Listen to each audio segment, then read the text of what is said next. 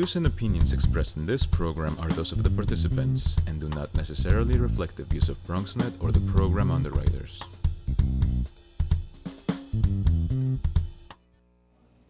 Coming straight ahead up on this edition of Perspectives, we go front and center with the issue of income equality and how that affects home ownership and the disparity between African Americans, whites, Hispanics. We'll explain it all on this edition of Perspectives with yours truly, Darren Hyman.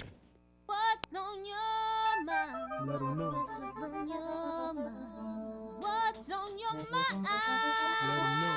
Anything relevant to life, you bring it to the table. Whether you make a move solo or a movement with a stable. No fables, you speak on your decisions. Cause in the long run, it's your voice, your views, your vision. Keeping it real with many messages for you to know. This ain't radio, but DJ runs the show.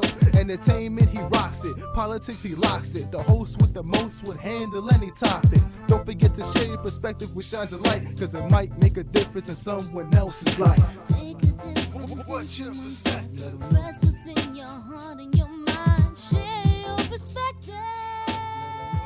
And hello, everyone, and welcome to another edition of Perspectives. I am Darren Hyman. Of course, we are thankful that you're watching. You are in season number 15 as we continue to bring you brand new, exciting episodes and current events of what's happening in and around our community. Coming up front and center on this show, we talk about income inequality, we talk about home ownership, and we talk about how we can right this wrong. We invite you, as always, to stay connected to us. You can stay connected to us on Facebook at BronxNet Perspectives, and then also hit us up on Twitter. You can also share with us what you'd like to see, some past episodes, also what do you want to see in the future. We, of course, invite you to share your perspective because it just might make a difference in what we do right here. But as we say front and center on this show, we're talking about the issue of home ownership, talking about the issue of income inequality. Two very special guests here with us. Please be joined first and foremost by Reverend Dr. J. Lauren Russell, who is from the JLR Church and Financial Consulting. He's here with us as well. And then also Mr. Josh Rosner, who's the managing director of the Grant Fisher Company and also an author as well. And both are very well versed in the issue of both income inequality, home ownership, and how it's really playing an effect, particularly in the African American community. Josh, I'll lead off with you. Okay. As we talk a little bit about what's going on today, we know that home ownership is on the rise, but when it comes to African Americans and the African American community, those numbers still continue to stagger. Well, nationally, the home ownership levels are falling across the board. And that's still because we haven't finished the work that needed to be done after the economic crisis. And if you look at the gap between white home ownership levels, black home ownership levels, and Hispanic home ownership levels, whites are 72% home ownership, Hispanics 46%, blacks 43%. So there's a lot of work to be done. Unfortunately, in the wake of the crisis, Fannie Mae and Freddie Mac, who were set up by the government to make sure that lending was available and with a duty to serve all communities and underserved communities, they were put in conservatorship, and the government is now in the process of eliminating Fannie Mae and Freddie Mac, essentially to hand the business to the big banks, who already are the ones who are more likely to overcharge borrowers for mortgage loans. Reverend Dr. Russell, obviously a lot of concern about this. Where do you stand and what would you like to see? Well, obviously, home ownership is critically important. And if you can't get loans, then that puts a tremendous stress on all of the community. And in our communities, I'm an urban pastor, if you will. I'm an urban minister, so in the urban context, we have to be able to move forward. In the suburban context, if you have no home, you have no equity. So how do you move forward economically if you don't have any equity to make that happen? So home ownership is critically important. And the way we've been getting our home ownerships is through Fannie and Freddie, because they buy the mortgages from the banks to make sure that they have resources and more revenue to use to loan money. Well, if our economic base is lower than the normal society, and you can't get a loan now because now there's no secondary market for that, that creates a huge problem. And it just spirals, and it keeps going in the wrong direction. It goes down, it doesn't go up. Josh, when we talk about what can be done right now, what's being done right now, because obviously this is a major problem and a lot of people aren't really aware. A lot of people aren't aware, But everyone is aware that if you live in an urban environment, gentrification of neighborhoods is rising. Disparity of wealth is rising.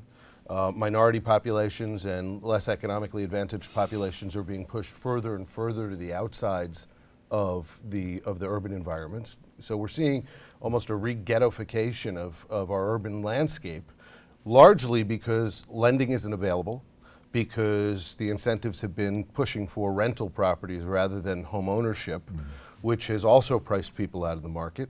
And what can be done is we can make sure that we have a secondary mortgage market, as the Reverend pointed out, where loans are made to all communities with a duty to serve underserved communities.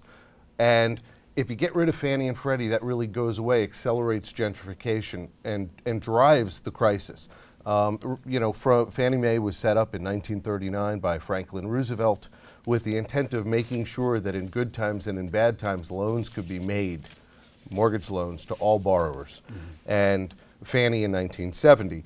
They have been the way, frankly, to middle class historically. The 30-year mortgage was a creation of Fannie Mae and then supported by Freddie Mac. If you get rid of those institutions, there's questions whether the 30-year loan will even exist. And if you think about what home ownership historically has represented, it's been the opportunity to pay, to make a down payment on a property at about the time you get married and start a family, make monthly payments of interest and principal so that as you get older, you've got independence. You've got the ability to pay for your kids' college education. You've got the ability to pay for your retirement. And you get rid of that opportunity, and you're creating a permanent class of wage slaves and underserved populations who have no opportunity for independent economics. And Reverend Dr. Russell, when we talk about this here, obviously I want to take a look at the statistic. Home ownership is more common among whites than any other racial or ethnic group. This is the statistics we have here, where whites, pretty much 72% are homeowners, whereas in African American population, only 43% of African Americans. And I guess one issue is economics, and two is also opportunity. Right, access to money to, Right. to make it happen. Well, let's go back for a second. If you think about what happened after the Second World War, the veterans came home and they needed a place to stay. So they created the Veterans Loan Program. And they started developing all of these houses, all of these homes, and veterans were able to purchase these homes. Then you had this influx of resource so that they could buy homes. But at the same time, the government instituted what they call redlining. Now, people have heard that, but not everybody knows exactly what that means. That means that if you were a person of color, you could not buy beyond that red line, within that red line. And here in New York, you had Levittown, you had Hicksville, and using those as an example, all of those homes that were established. Well, the Anglo folks were able to go out and buy those homes in those places, where the people of color wound up buying in Hempstead, Freeport. And what happened, you can see it today, it's very clear.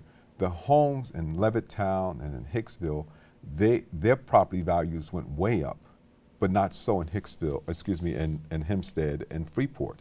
So those individuals were able to leverage the resources, the capital that they had in their homes to send their kids to school, and they literally stepped into the middle class. Absolutely. But it didn't happen Right. in the other communities. Josh is And so shaking we his were head for me. relegated to purchasing properties and neighborhoods and in communities that historically have not increased value. So we own homes, even at 43%. Look at the value of those homes, they're going to be considerably less than the homes that our counterparts, our white Anglo counterparts have in other neighborhoods, because those neighborhoods appreciated, ours literally depreciated. And that actually is borne out by the numbers and shown by the numbers on wealth disparity, not just home ownership levels. So if you look at the average white household, they have over $100,000 of wealth. The average black household has about $11,000 of wealth. Now that's driven by a combination of where they're buying the homes, if they're able to get the loans, what they're paying for the loans, because if they're not getting the loan from a Fannie and Freddie and instead they're paying for a high cost subprime alt-A loan from a bank, then that ends up reducing the value. And then if their home ownership levels are much lower in that community, then the wealth opportunity or the opportunity to build wealth also is gone. So they're really tied together. And ultimately, that is quality of schools are tied to the levels of home ownership. Right. Levels of crime are tied to home ownership levels. So it ends up being sort of a cascade, a waterfall of problems. If you deprive people of the opportunity to build independence through home ownership, you're depriving them of communities that are safe, schools that are good, opportunity to build wealth, opportunity to make sure the next generation gets educated properly. And that's really what we're risking right now by thinking about recreating the secondary mortgage market, getting rid of Fannie and Freddie, getting rid of that duty to serve, or at least saying, well, we're going to retain the duty to serve, but we're just going to have the whole function done by our biggest banks, Right. which also kills community banks. Right? And that's important because we all know that community banks serve their community. They know the members of their community. They're often intimately involved in their community. They tend to know who's a good risk, who's a bad risk, but also what the conditions in the community are, where the 4 biggest banks in the country, they don't really care. And they're already over 65% of all mortgage originations in this country is 4 banks. 65%. Of all mortgage originations in this country are driven by 4 banks. Wow.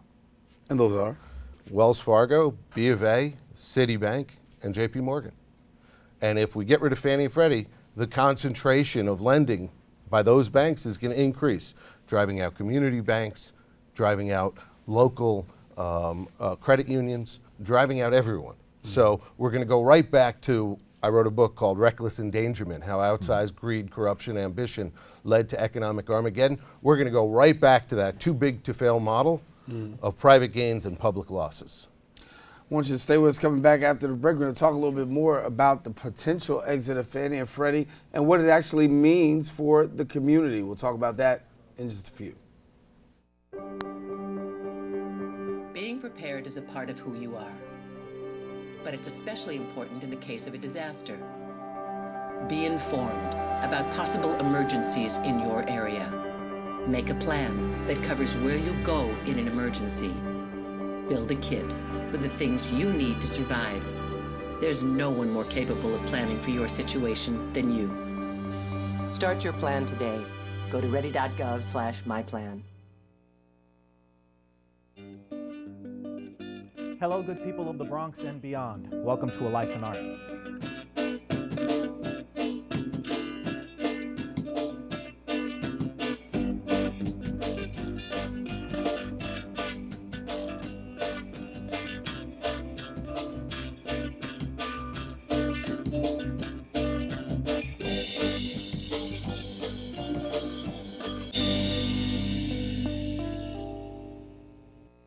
They said I have troll teeth. That my voice sounded like a possessed baby doll. That no one would ever love someone as stupid as me. That I was fat, ugly. Disgusting. The effect of bullying is potent. We will no longer be the silent majority. Now, when you see online bullying, there's something you can do about it. We're gonna take action with the I. I am a witness. I am a witness. I am a witness. I am a witness. I am a witness, and so are you.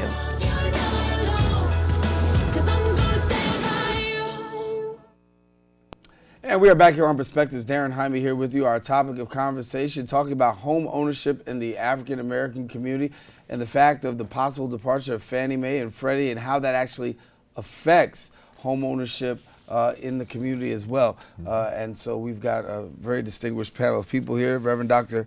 J. Lauren Russell, who's sharing with us, and also Josh Rosner. And Dr. J. Lauren Russell is from JLR Church and Financial Consulting, and Josh Rosner, of course, is the managing director of Grant Fisher Company, and he's also an author as well, author of the book Reckless Endangerment. Am I correct? Yep. There you go. And so as we talk a little bit about this here, with the departure of loans, obviously people are left to fend for themselves, and knowing that, as you said, 4 banks to really choose from, is not really looking really good. Right. What's the message? And not only that, you know, when you talk about home ownership, churches are also adversely affected in this process as well. Absolutely. And as a pastor and as a minister, talk to us about that context. Yeah, the JLR company actually does that. So we do loans. We work with churches strategically to help them to grow. And if that means that they need more money to build, to renovate or whatever, I help them to do that. Well, it's very difficult to do that because banks typically do not understand churches. Now, there's a correlation between understanding churches and understanding low-income communities. There's a correlation because if you don't understand how the church functions, how the church operates, you put on them the same criteria that you would put on a commercial loan or a regular not-for-profit loan. Churches are not regular not-for-profit entities. They are different. They operate differently. They have a different goal, different objective, and they pay their loans off quite a bit differently. The average church will only keep a loan for about 7 to 9 years. They'll pay it off. But if you put on them the same criteria that you put on any other loan, paying off early, you're penalized. Mm-hmm. So there has to be an adjustment so that they would be able to address the needs of that particular community. And that doesn't matter what your ethnic background is. Churches are just different. Houses of worship are just different. And so that becomes a challenge for me to find those institutions that are sensitive to that and will adjust their product to meet the need. How hard is that? Oh, it can be very difficult. I mean, on a regular basis, on a good basis, it can take 6 to 8 months to get it through. That's on a good basis. So if there's any other complications, and there's a whole litany of things that you have to go through in order to get a loan for a church. But if you just look at the surface of things, and if all things work together well, it's going to take about that long. So when you begin to complicate it, now you may be talking about a year or two out to do what. And what does that do? I mean, obviously, I know, but what does that do 1 year or two for a church that has to use a year or two? It really makes it difficult because now you have to, you have to remain where you are, or you have to work with your existing facility, and you won't be able to grant to grow, expanding, things like that. So what's happening now, inner city, a lot of churches are being approached by developers to develop the property because the property is worth a lot more. And because of the shrinking congregational sizes of churches, they often cannot maintain the property. And so there's a lot of deferred maintenance, there's a lot of things that they cannot do anymore. And so they're oftentimes almost forced to do something different. And then they don't understand that very complicated realm of how do you develop your property? And they can sometimes sign contracts that will be very detrimental to what they're doing in terms of their mission. Mm-hmm. So I do that kind of work too, to make sure that the church's interests are forefront so that they get everything that they need and they don't lose anything in the process.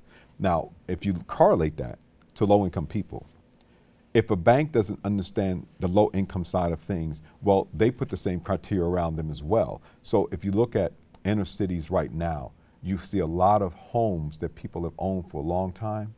Well, there's a lot of same issues, a lot of deferred maintenance. Taxes are going up, income staying the same. They can't really do all of the things that they need to do. I can't get a loan. Why? Because I've had some issues in my past.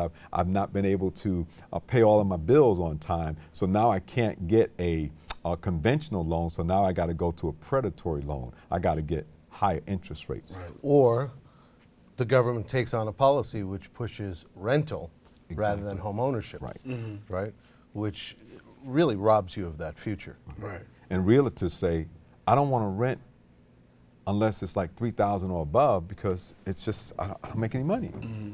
And so, I'm going to charge you 2 months plus security, right? And in neighborhoods that are facing gentrification, that really becomes prohibitive, which also is part of the reason that we're seeing congregations shrink, is that gentrification cycle. Talk to us a little bit about, obviously, you're author of a book as well, and you shared about the book Reckless Endangerment, and this talks a little bit about this. I take it in the book. Absolutely. Well, so I was a financial service analyst, I am, but I was at a traditional Wall Street firm for a long time, and left and started doing consulting for regulators, legislators, policymakers, large institutional investors in 2001, and became more and more concerned with what I was watching go on in the housing market and the lending market specifically. I was a mortgage finance analyst and spent a lot of my time in Washington trying to get people's attention focused on the fact that when rates rose, incomes fell, or unemployment rose, we were going to have the largest housing crisis in American history. And that was ultimately going to trap people in homes that they couldn't afford, primarily minority communities. Very few in Washington wanted to hear it. When the crisis happened, a reporter who I had been a source of for a long time said, we have to write a book. And I said, I really don't want to write a book. And she said, no, you're angry, I'm angry, we have to write a book. So we agreed that we'd write a book, and we would write it without any interest in how many copies it sold, because we had things that we felt were important to say for history and for the public to be warned. And so we wrote the book, partially out of, I almost would say, anger, and I mean constructive anger. Right. And the book was on the New York Times bestseller list for over 20 weeks because it really tapped into a vein and an understanding of what happened. And what happened really was the manipulation of our broader housing market by a very few in government and in our largest financial institutions for their own benefit. When you talk about this, obviously it brings, there's an anger because we knew what was happening. We saw what was happening, and unfortunately many people got caught up in the balance and victims of predatory lending.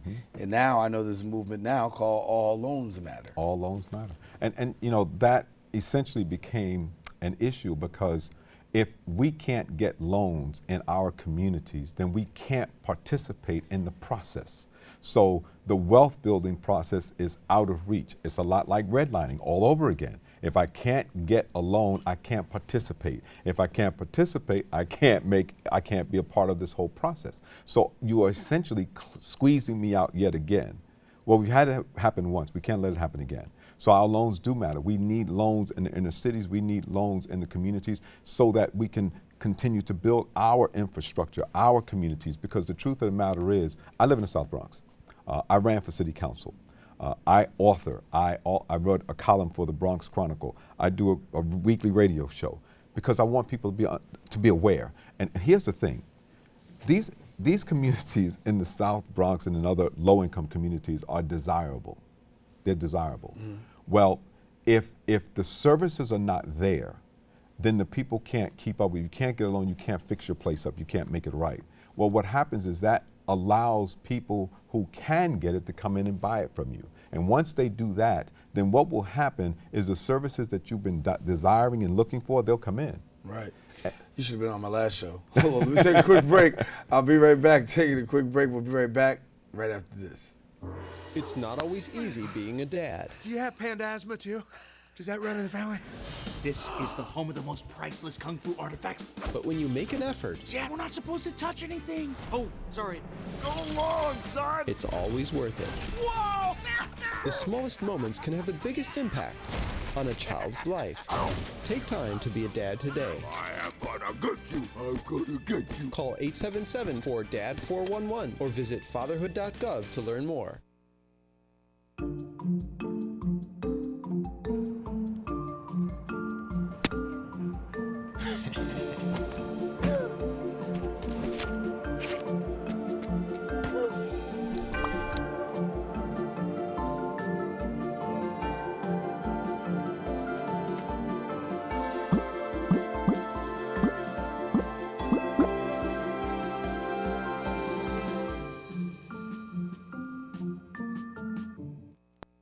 Back here on Perspectives, and we're continuing our conversation. We're talking a little bit in the break, just pick up where we left off. Yeah, no, I think that, one of the things that we really need to think about, look, those four biggest banks that are over 65% of all mortgage loans in this country today, I don't think that they're run by people who are racist.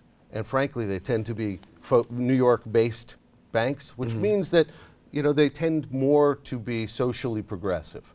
So I don't think that we're talking about intentional racism, but you have structural racism built into our financial system.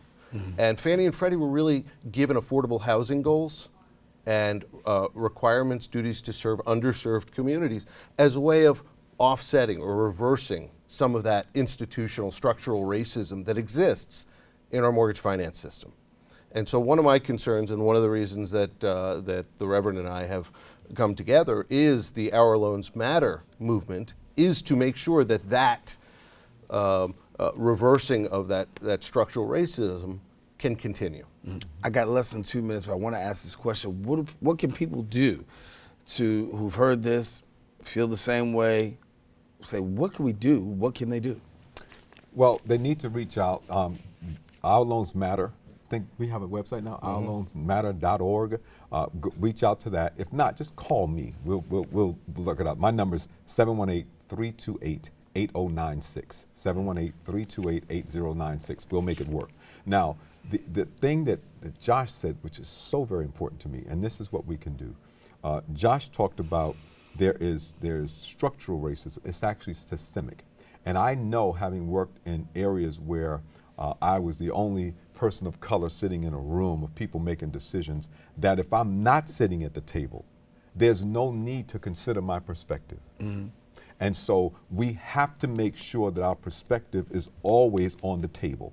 And that means that we have to be involved at every level of every institution, of everywhere. Because if not, then our perspective and our needs will not even be considered, because it doesn't have to be.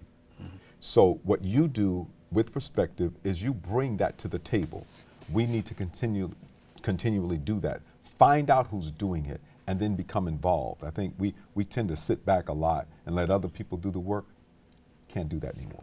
Well, unfortunately, that's about all the time I have for this show, but certainly a healthy discussion. Got to bring you guys back, continue this conversation, because it's very important as we talk about home ownership and the dissipating numbers and the numbers of homes that are actually could be owned but can't be owned simply because of financial constraint. That's a problem that's been talked about for a while. It's a problem we'll continue to talk about here on Perspectives. I want to thank both of our guests for joining us today, and certainly we thank you for coming and sharing with us. Thank you, man. Appreciate it. Thank you. Appreciate having you. Thank you. All righty. Thank you. And that about wraps up this edition of Perspectives. I'm Darren Jaime. Of course, we invite you to stay connected to us. As always, every week here on BronxNet's Channel 67, you catch a brand new episode for all of us here on the set of Perspectives. Thanks for watching. Until the next time we meet, share your perspective with somebody else. You never know. It just might make a difference in someone else's life.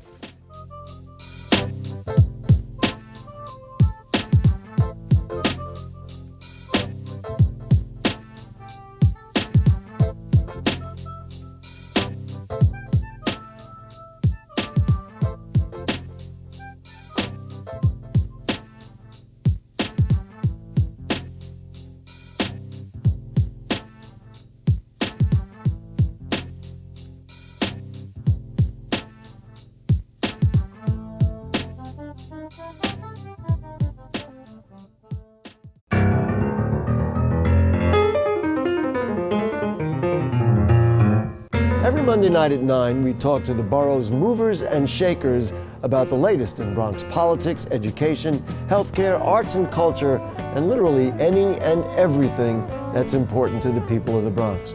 There's a reason why Bronxites have been turning to Bronx Talk for more than 20 years, because Bronx Talk is about you and me, the people of the Bronx. So we'll see you Monday night at 9.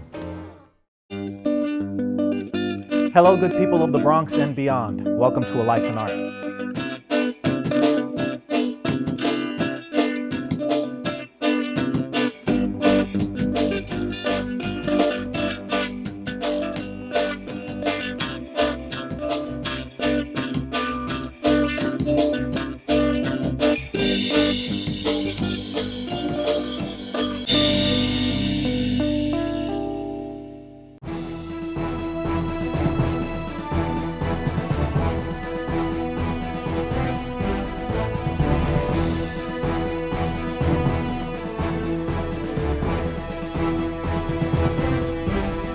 Hi, I'm David Lesh, legal correspondent to the Morning Show Open. If you have a legal question that you'd like me to answer, please send me an email at davidlesh@bronxnet.org, and I will address it on our Ask Your Lawyer segment.